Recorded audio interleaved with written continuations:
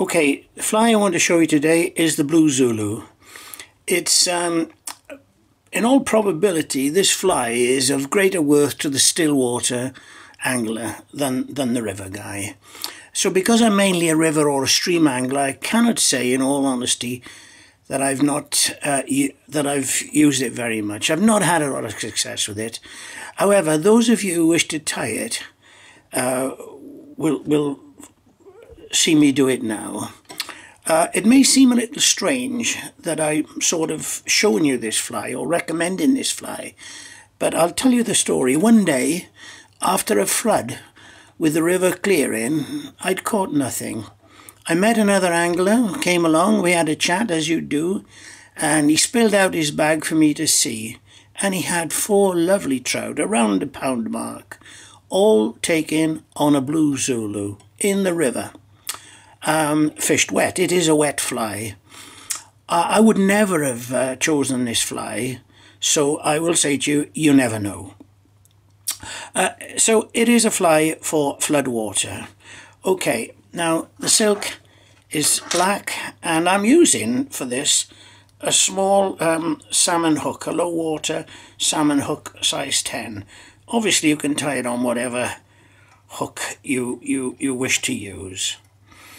Okay, now it's got a palmer hackle, and it's got, oops, dropped my scissors, so I'll get another. Palmer hackle, and it's got a red tail. So I'm just going to use a bit of wool for the tail, like this.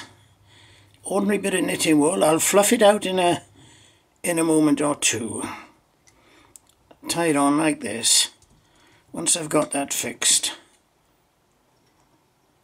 cut off that bit of surplus, make it easier for me to tie, and I'll just take this down to the bend. I'll correct the tail shortly.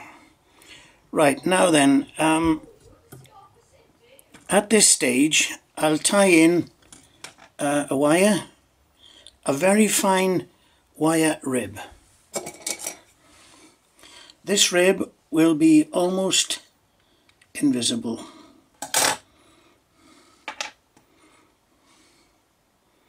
So I'll tie that in there along the side.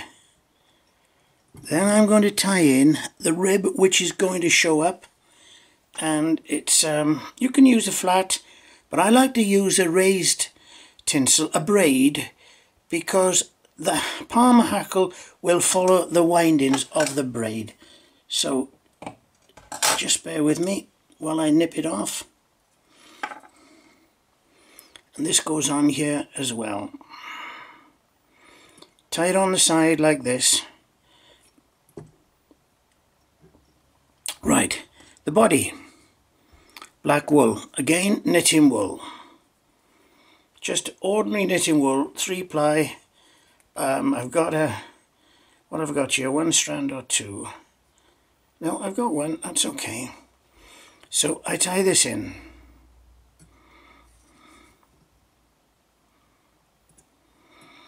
Now, palmer hackles, you probably know that palmer means wound the length of the body.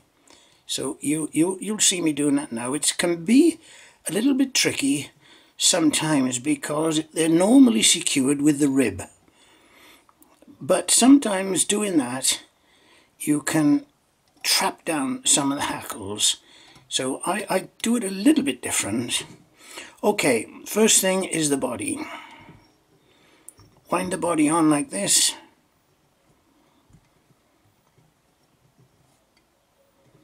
Hope my finger's not in your way.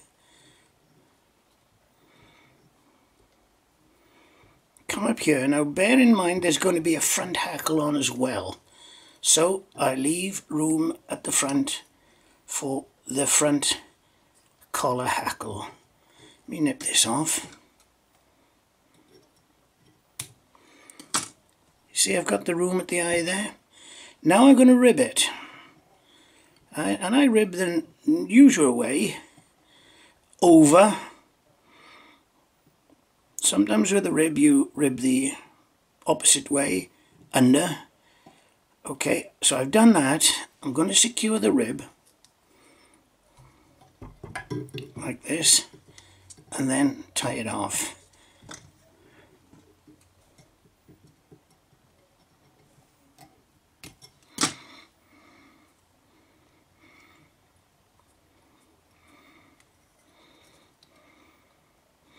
Okay, now the body hackle.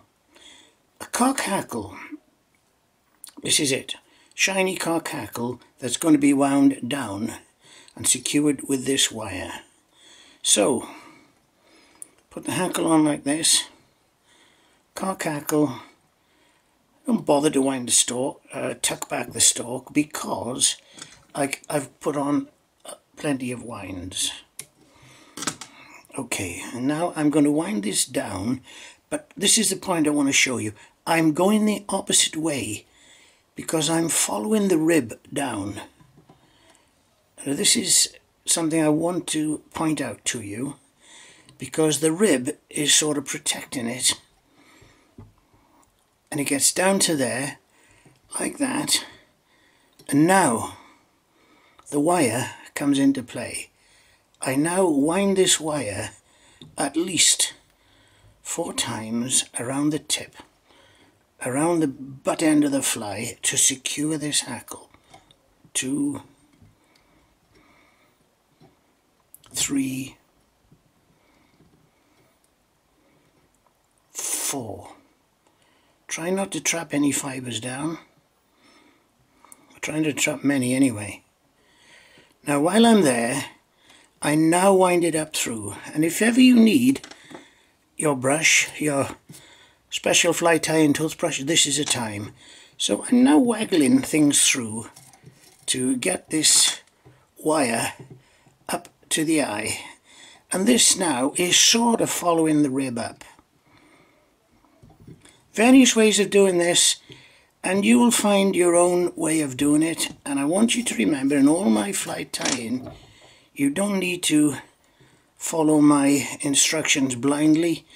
You'll find your own way of doing things, and that's how it should be. There's a wire up the front, so I now secure it. Like that. And waggle it, and it comes away. Okay, now I've got this feather here, which I'm now going to nip off. And when you're nipping off any hackle, go in with your scissors closed till you're right up to it, and then cut it off. Now that's the palmer hackle on. Now while I'm here, have a look at this tail. It's about there. And we sort of comb it out, brush it out a bit with the dubbing needle. Like that. You see that? Right, next item, and it's the last item, is that blue hackle. Kingfishery sort of blue hackle. Similar hackle to what we'd put on a teal, blue and silver. Okay, just bear with me while I select one here from my cape. That looks about it. Hackle like that. Prepare it by taking off some of the rubbish at the bottom.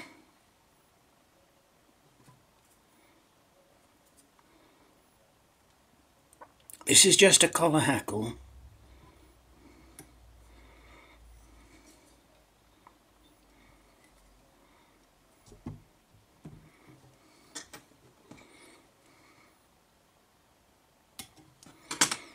And I move my silk up towards the eye, double this hackle. When I fold it back like this is what we call doubling a hackle. Like this, wind it in sort of touching turns up towards the eye. About 4 or 5, something like that. This fly is used as on a bob fly. On a lot of boat fishermen use it. if they have 3 or 4 flies on their leader, this is the one that would be near the rod, and it would be tripped along the surface as they retrieve their flies. I don't do much of that fishing, so I don't know too much about that. Right, I'm nipping out the hackle, surplus hackle, like that, ready to finish off. Okay.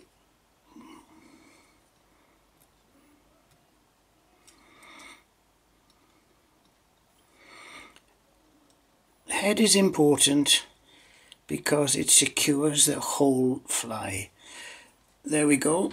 Now I'm going to put on my usual whip finish.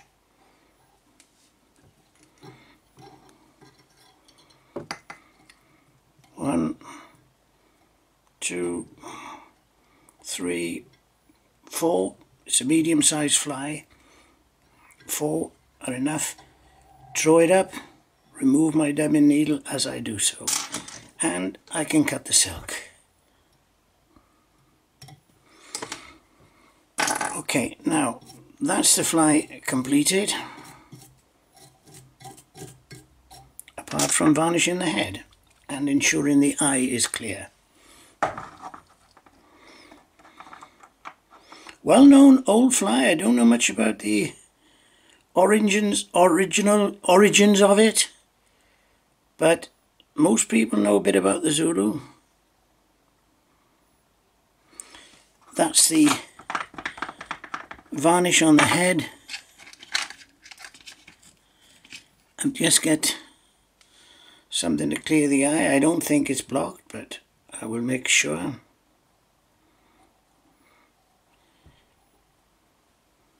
That's the blue Zulu.